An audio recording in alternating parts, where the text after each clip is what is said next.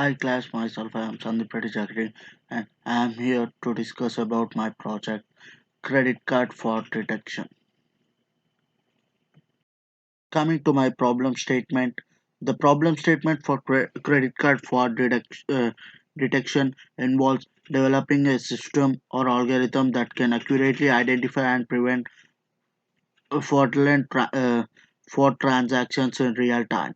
This is critical for financial institutions as fraudulent transactions can lead to significant financial loss for both the institutions and its customers. Coming to the objectives, early detection.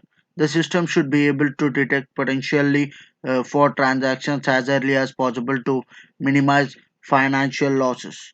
High accuracy.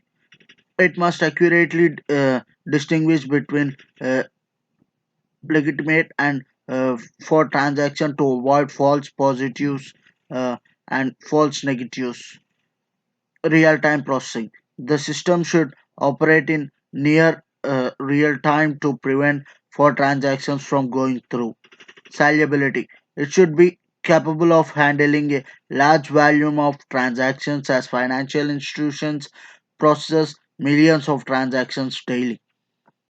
Coming to this slide, adaptability. The system should be able to adapt to new types of fraud and changing fraud patterns.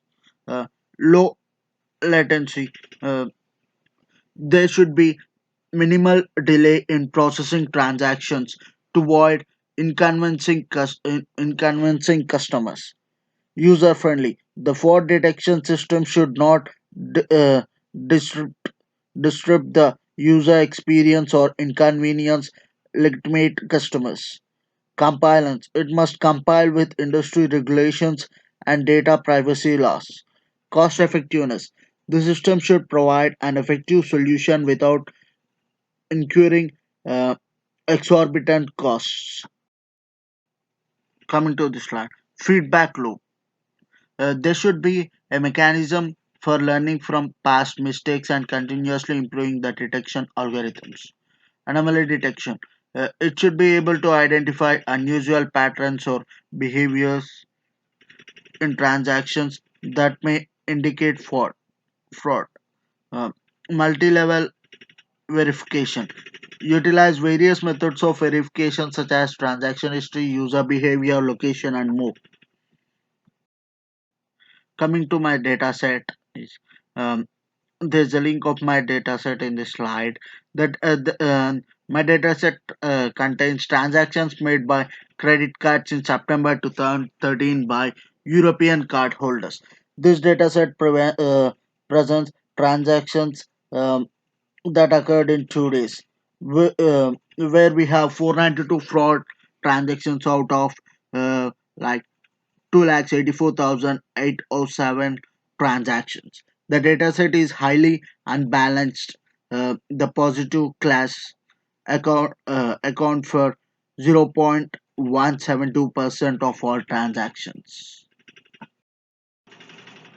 Coming to the introduction, credit card fraud detection is a classic uh, classic class imbalance problem where the number of fraud transactions is much lesser than number of legitimate transactions for any bank. Most of the approaches involve building model on such imbalanced data and thus fails to provide results on real time new data because of overfitting on training data and a basis towards the majority class of legitimate transactions. Thus, we can see this as an anomaly detection problem. What time does the credit card fraud usually takes place? Like, um, and what are the general trends of amount for credit card fraud transactions?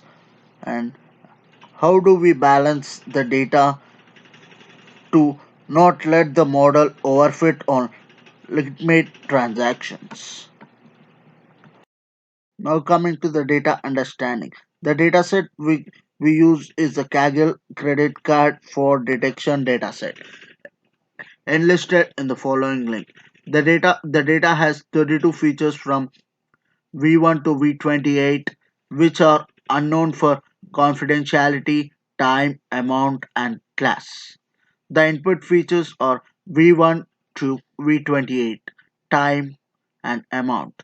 The target variable is class. The data does not have any missing values as evident from the below mentioned code, thus need not be handled. The data consists of all numerical features and only the target variable class is a categorical feature. There is class 0 is legitimate transaction and class 1 is fraud transaction. Yes, coming to this slide, data preparation. The data does not have any missing values and hence need not to be handled. The data has only target variable class as the categorical variable. Remaining features are numerical and need to be only standardized for comprehension after balancing the data set. The mean of the amount of money in transaction is 88.34. The standard deviation of amount of money in transaction is 250.12. 50.12. The time is distributed throughout the data and equitability, equitably and hence serves as an independent feature. It is best to not remove or drop any data or features in this case and try to tune the model assuming them as independent features initially. Coming to this slide, methodology. The dataset has 32 columns with unknown features labeled V1 to V28, time, amount, and class. The target variable is class, and rest of the variables are input features. The class has the following values like 0 is legitimate transactions and 1 is for transactions. The dataset is highly imbalanced as evident from the count plot with uh, majority and class label 0 and minority class label 1. Thus, if we run the model on such imbalanced data, we may end up highly overfitting it on the data and resulting in non-deployable model. Hence, we will uh, perform synthetic minority oversampling on the data to balance it out as soon later after exploring other features. Coming to this slide, relationship of for transaction with amount of money.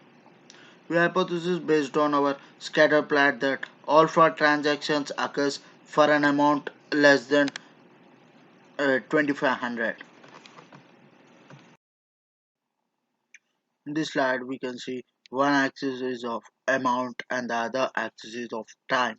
And we can also see that two different classes, that is 0 and 1. 0 is looking at transaction and 1 is for transaction. Coming to this slide, observations.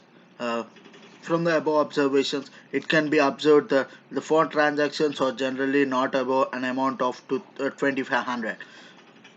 It can also be observed that the fraud transactions are evenly distributed about time.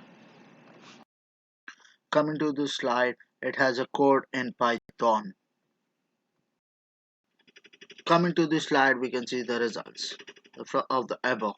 That is, hence we observe that 99.85% of transactions amount to less than 2500. Let us see how many of these are fraud and others legitimate.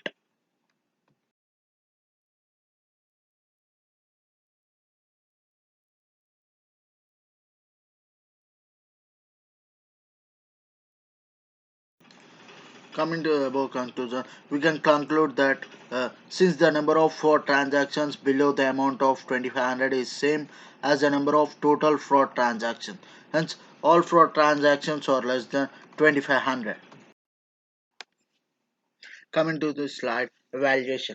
We make use of AUC ROC score, CROC score, classification report, accuracy, and F1 score to evaluate the performance of the classifiers.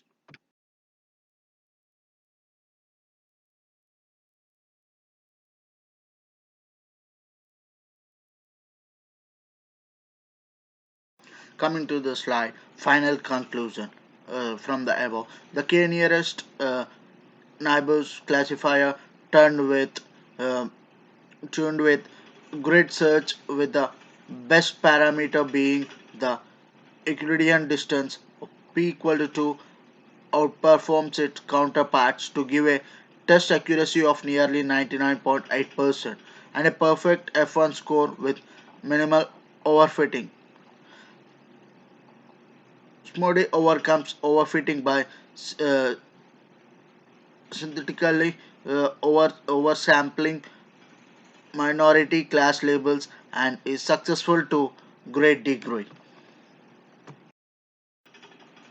Thank you class for giving your time to listen my project. Thank you. Have a good one.